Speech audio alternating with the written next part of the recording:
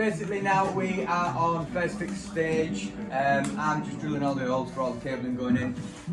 We're pulling a new supply from the consumer unit at the house all the way down into the garden. We're going to put a board up in the corner as normal, and then you run a radial round for the sockets. We've got 2 panel heaters in here because it's a large room, but it's subdivided into 3 areas anyway with 2 walls. So there'll be panel heater in the garage area, panel heater in the office / stores area. Downlights going in, but we limited on downlights really because we've got skylights going in this one.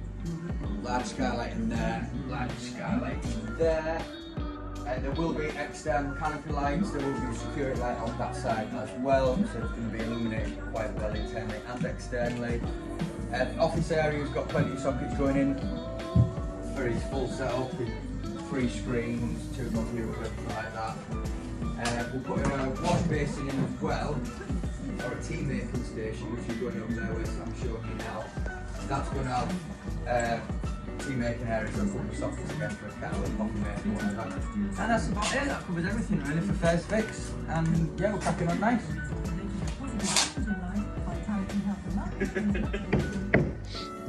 Right, so yesterday I laid the floor and now I'm cutting a hole in it, which doesn't feel quite right.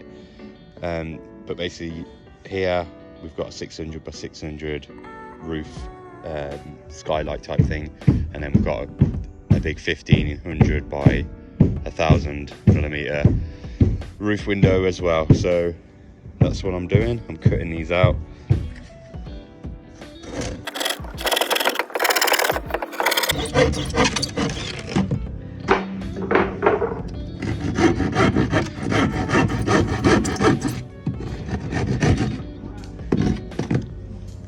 There we go. Obviously that's not the full width because I just marked it from below, came up here, got a rough cut, but as you can see there's probably 2 inches extra all the way around that I need to cut out, but now I've got my opening, it'll be easier to do it. So I've just fit these 2 roof windows. They're a fixed frame, non-opener, tough on glass, bloody heavy. Yeah, they're great product, easy to fit. Got a 600 by 600 and a 1500 by a metre, so it's going to be great in the room below.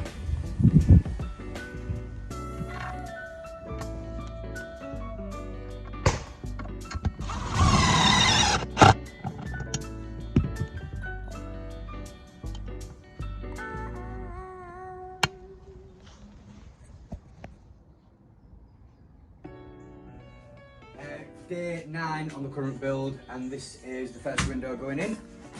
Basic run through on how to fit a window.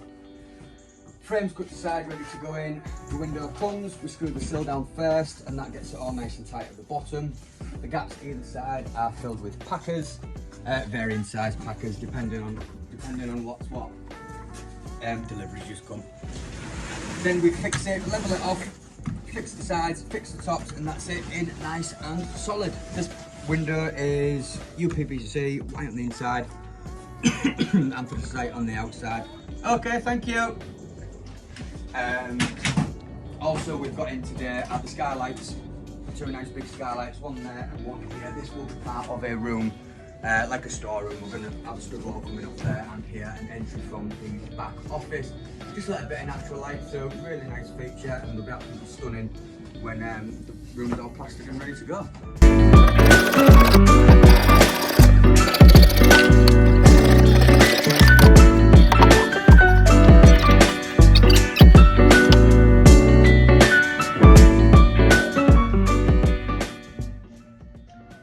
So what I'm checking for now is that the opening, the bottom trimmer is level. It's slightly out, so it's slightly high this side, which is fairly normal in timber construction. Although it's gone in level, there's a chance that something's just kicked it off. It's not much, it's about a millimetre. So what I'll do, I've attached my sill to the bottom of the frame already, so with some packers I'll run along with a slightly longer level, and I'll make sure that the base that it's sitting on is level before we put the window into place.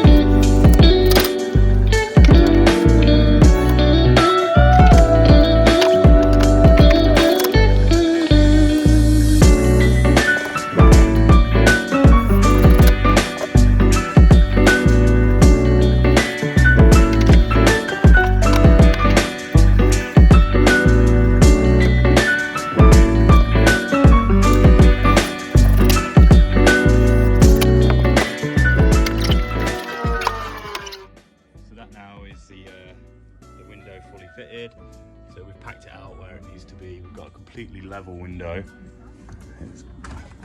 Obviously it's got no glass in it at the minute, but we'll do that now. The sill's bang on, the sides are all plumb.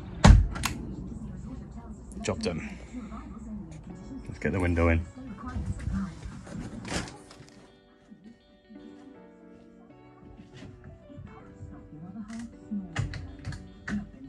Key with this is to remember which side you take from which side.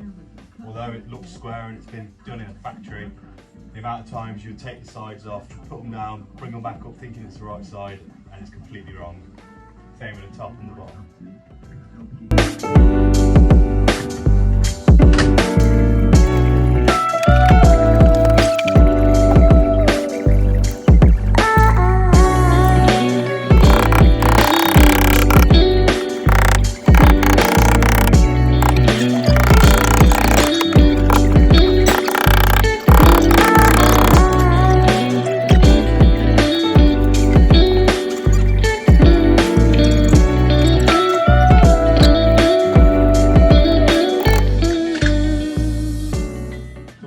Is something that's called toe and heeling.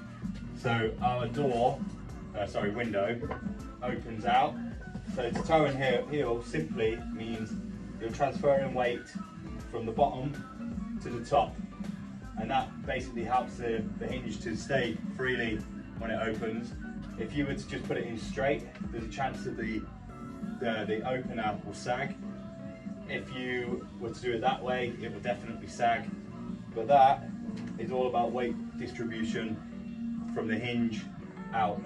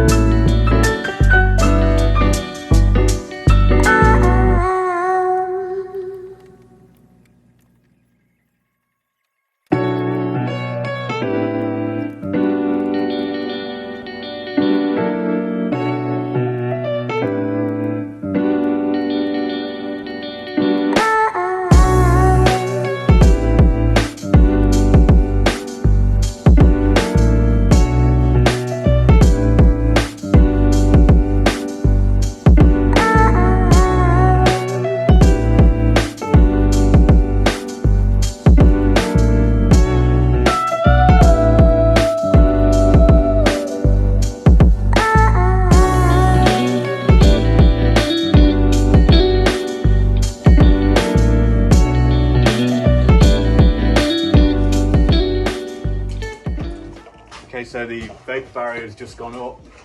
We are now onto plasterboarding. Once it's plasterboarded, we'll get our internal stud wall up. That saves on the cuts, because if we would put the wall up first, we'd have to cut around it, and inside the room would be wasting plasterboard. So we'll board the entire ceiling out first, and then we'll get the stud wall up in between.